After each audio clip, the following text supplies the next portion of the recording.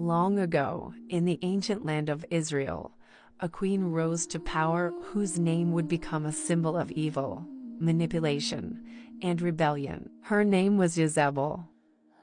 For centuries, people have called her the most wicked woman in the Bible. But the real story of Jezebel is even darker than most people know. Because Jezebel didn't just rule a kingdom, she tried to destroy the worship of God itself, and what she did next would shock an entire nation. Jezebel was not born in Israel. She was the daughter of Ethbaal, the powerful king of Sidon and a high priest of the pagan god Baal. From childhood, Jezebel was raised in a culture of idol worship, political power, and ruthless ambition. When she married Ahab, it was more than just a royal marriage, it was a dangerous alliance. Because Jezebel didn't come to Israel to adapt to its faith, she came to change it. Slowly but strategically, she began introducing the worship of Baal into the land. And hundreds of prophets of Baal were placed under her protection. But Jezebel's plan was bigger than just promoting a new religion. She wanted to erase the worship of the true God completely. Soon, fear began spreading across Israel. Jezebel started hunting down the prophets of God. Many were killed.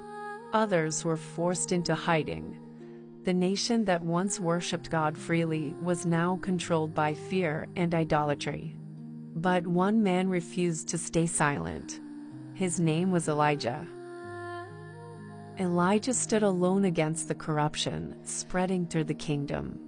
And one day, he challenged Jezebel's prophets to a confrontation that would become one of the most dramatic moments in biblical history.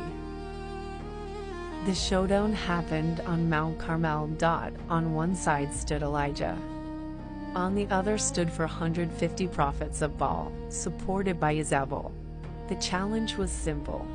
Each side would prepare a sacrifice, but no one would light the fire. Instead, they would call on their God to send fire from heaven. The prophets of Baal cried out for hours. They shouted, they danced, they even cut themselves. But nothing happened. No fury, no answer.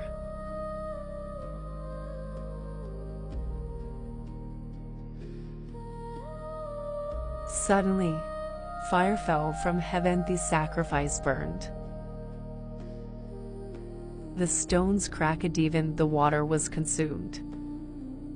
The crowd fell to the ground in shock. True God had answered. But when Queen Jezebel heard what had happened, she didn't repent. She became furious. She sent a message to Elijah, "By this time tomorrow, you will be dead." The prophet who had just witnessed a miracle now had to run for his life. This shows the terrifying influence Jezebel had over the kingdom. Even miracles didn't change her heart.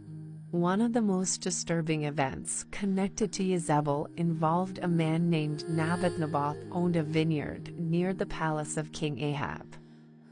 The king wanted it, but Naboth refused to sell the land of his ancestors. King Ahab went home angry and depressed. That's when Jezebel stepped in. She secretly arranged false accusations against Naboth. Two men were paid to lie and say Naboth had cursed God and the king. Naboth was taken outside the city and stoned to death. After his death, the vineyard was taken by the king. But God saw everything. And soon, a prophecy would be spoken that would seal Jezebel's fate. God sent Elijah with a chilling message. One day, Jezebel would face judgment for her crimes. And the prophecy was horrifying. Dogs would devour her body. Years later, that prophecy would come true. Years passed. A new leader rose in Israel, Jehu. Jehu marched toward the city where Jezebel lived. When Jezebel heard he was coming, she did something unexpected. Instead of hiding, she put on makeup and stood at a palace window. She tried to intimidate him, but Jehu looked up and shouted to the palace servants, "Throw her down." The servants pushed her out of the window. She fell to the ground. Horses trampled her. And later, when soldiers went to bury her, only her skull, feet, and hands remained. The rest had been eaten by dogs, just as the prophecy had said. The story of Jezebel didn't end with her death, because her name became a symbol of manipulation, controversies, rebellion against God.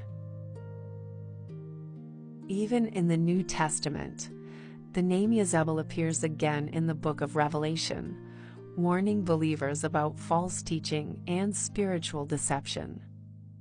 The question is not just about history. The real question is this: could the same spirit of manipulation still be working in the world today? And if it is, would we recognize it, or would we fall into the same trap that once deceived an entire nation?